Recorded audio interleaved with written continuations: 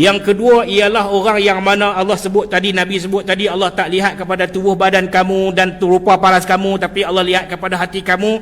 Hati yang macam mana? Hati yang tidak tertipu dengan nikmat kelebihan yang ada pada diri. Kadang-kadang satu orang tu dia berasa diri dia hebat, dia ada suara sedap, pitang mana pun dia kira nak beras suara dia. Tak apalah kalau dia bang, bagus ya. Ni pitang mana dia dok kira nak tunjuk suara sedap dia tu. Pasal apa? Pasal kelebihan. Bagus orang yang suara sedap ni. Kita pun seronok dengar kalau dia baca Quran, Allahu Akbar. Dia jadi imam, dia baca surah Allahu Akbar. Kita berasa macam duk semayang di Masjidil Haram tu. Kan? Kalau dia bang, ya Allah, orang sini pakai jengui kepala aja, main dak juga. Jengui kepala kan. Seperti abang ni seperti kan. Sedap dia punya bang tu, tuan-tuan dirahmati Allah sekalian. Bagus. Tapi orang yang mempunyai suara yang bagus tetapi tidak digunakan pada manfaatnya, Allah tak pandang yang ni. Allah tak pandang yang ni. Kemudian tuan-tuan, mungkin kita ada kelebihan-kelebihan yang ada pada diri kita yang lain, tapi kita tidak berkorban untuk agama Allah, maka Allah tak pandang hati kita tu. Kemudian yang seterusnya ialah hati ni yang dimaksudkan dengan Allah pandang itu ialah hati yang sentiasa mencari keredaan Allah. Sebab tu tuan-tuan, ibu-ibu, ayah-ayah sekalian, bila kita main di masjid ni, betulkanlah niat kita. Betulkanlah niat kita. Saya tahu niat tuan-tuan semua bagus, ikhlas, terbaik niat tuan-tuan. Tapi betulkanlah niat kita. Kadang-kadang orang datang masjid ni dia ada niat tertentu. Niat tertentu. Takut orang tak nampak dia, takut orang tak bisa tengok dia, takut orang tak tahu kata dia anak Korea sini, takut esok 2-3 hari lagi apa nama berlaku kematian mak mentua dia duduk dalam rumah dia, orang masjid tak mau pi. Macam-macam niat lah. Takut esok ni nak akad nikah dia, Tok Imam tak mau cok borang dia. Pun payah juga tu. Tok Imam kata, betul ke duduk sini? Duduk sini. Duduk tak mana? Duduk sini lembah Marabuk. Tok Imam kata dekat rumah saya. Tak biasa nampak pun. Nak kata lagu mana? Jadi itulah kata perbetulkan niat tu. Bukan kerana hanya tujuan untuk dunia sahaja, tapi yang pertama sekali nak mencari redha Allah Subhanahu wa taala. Yang seterusnya ialah hati yang dipandang oleh Allah Subhanahu wa taala ini ialah hati yang sentiasa bersungguh-sungguh dalam menjauhi kemaksiatan. Menjauhi kemaksiatan bersungguh-sungguh. Wallazina jahadu fina lanahdiyannahum subulana. Dan orang-orang yang berjihad, yakni bersungguh-sungguh pada jalan kami, nescaya kami akan tunjuk kepada mereka jalan-jalan kami. Wa innallaha lama'al muhsinin. Sesungguhnya Allah itu bersama dengan orang-orang yang ihsan, yakni orang yang buat kebaikan. Macam mana orang ihsan? An ta'budallaha ka'annaka tarahu. Ni Allah pandang. Fa illam takun tarahu fa innahu yarak. Bila kita buat satu ibadat, fa innahu an ta'budallaha ka'annaka tarahu. Seperti kita melihat Allah, kita nampak Allah waktu kita semayang. Fa illam takun tarahu, tetapi kalau kita tak nampaknya, fa innahu yarak, kena yakin Allah sedang melihat kita. Kita nak terima bintang ataupun anugerah ataupun apa-apalah, maka kita akan persiap elok. Kita nak masuk pi nak terima bintang, nak dapat apa nama, nak gantung di poket baju kita tu, kita punya bersiap tu 3 hari, 4 hari, seminggu tu. Pi tempah baju sebulan yang lalu. Pasal apa? Pasal kita nak buat bagi elok. Ni, kita nak buat bagi elok. Pasal apa? Pasal kita nak menghadap ke bawah duli yang Maha Mulia Tuanku Sultan. Yang kita nak menghadap ni, wa innallaha lama'al muhsinin, ini ialah Tuhan raja kepada segala raja. Tak ada langsung yang mana layak untuk kurang ataupun layak untuk lemah bagi Allah. Habis kenapa kita tak buat persiapan betul-betul waktu kita duduk atas dunia?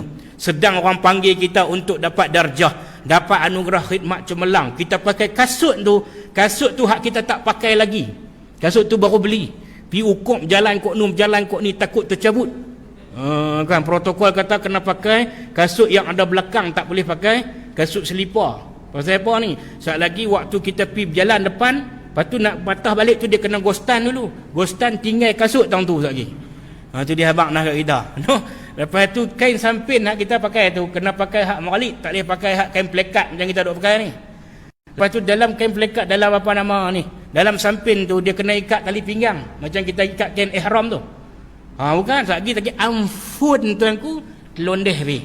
Jenuh. Kan jenuh masa tu tengah live masa tu. Tu nak bertemu dengan ke bawah duli yang Maha Mulia Tuanku Sultan. Ni kita nak bertemu dengan Allah Subhanahu wa taala.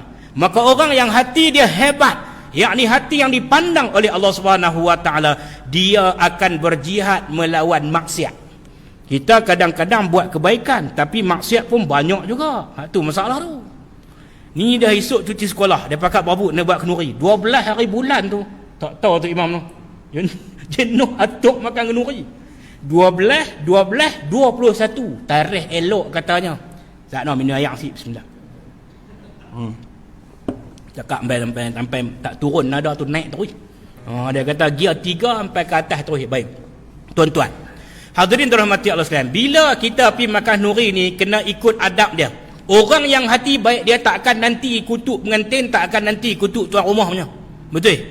Kita ubah dah tu cukup mah. Pengantin ni pun satu pasal jugalah. Tak usah duk bersandin lah kot.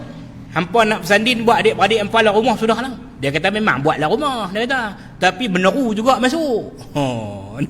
Dia pun payah juga. Kita abang pun dia kata kita kolot, dia kata zaman lah ni orang tak kisah dah. Benda tu tak weh, orang nak buat lah, tak mau letak pada hati masing-masing lah, dia kata. Pula. Kita tak mau bagi menyentuh. Nanti depa bersandin, nanti orang nanti kata pula. Kan, betul lah. Nanti pengantin kala hitam, pengantin kala putih, orang kata taik cicak. Pengantin seorang sama besar dengan meja kuliah, seorang lagi sama besar dengan mikrofon kuliah, pun orang kata juga. Ustaz Firdaus tak apalah dia kan. Dulu ni saya berasa tak segan kalau forum dengan Ustaz Firdaus. Berganding dengan mana-mana penceramah sekali pun tak berasa segan. Sebab apa tuan-tuan? Sebab dia kecil sikit pada saya. Lah ni berasa segan lah. Kalau kata dipanggil gandingan tu, saya perasan kena berfikir banyak kali lah. Sebab sebelum ni kalau kita berforum dengan Ustaz Firdaus tu, mereka bagi kerusi kat kita. Kalau terkelom dua-dua kan? Kalau kata kerusi patah dua-dua. Tapi selepas ni tinggal saya seorang lah, tak ada geng lah. Terutama sekali kalau dia panggil Ustaz Aswad, mereka dua pakai mereka kutuk aku sampai ke sudah lah. Jadi saya abang siap-siap lah ni. Kalau kata ni tak usah nak panggil lah Ustaz Firdaus panggil geng kurui sudah lah. Baik, bukan saya terasa hati apa, tapi ada sikit perasaan dia kata macam mana nak bang, jauh hati, kecil hati, jealous pun ada sebenarnya. Pasal apa pergi tajuk tu kan? Tajuk kenduri tak ni. Tajuk kenduri tak ni. Kalau pengantin seorang sama besar dengan meja kuliah ni, seorang lagi sama besar dengan lidi ni, nanti kan bunyi juga. Pasal apa? Pasal hampa pergi bersandin. Dia kata, ya Allah, pengantin hak laki tu, dia kata, ya Rabbi, kereta kebai. Kereta kebai, dia kata. Kereta kebai, gamuk tu. Pengantin perempuan habisnya ni, sama besar ni. Kereta kebai kena tindih dengan kancin, dia kata. La ilaha illallah. Ni tuan-tuan dan perempuan. Jadi kita ni, orang yang hati baik tak akan mengeluarkan perkataan tersebut. Kita memenuhi jemputan saudara kita panggil kita makan kenduri, dapat pahala. Kita pergi makan kenduri dia, dapat pahala. Kerana kita memenuhi jemputan hak Muslim terhadap Muslim yang lain.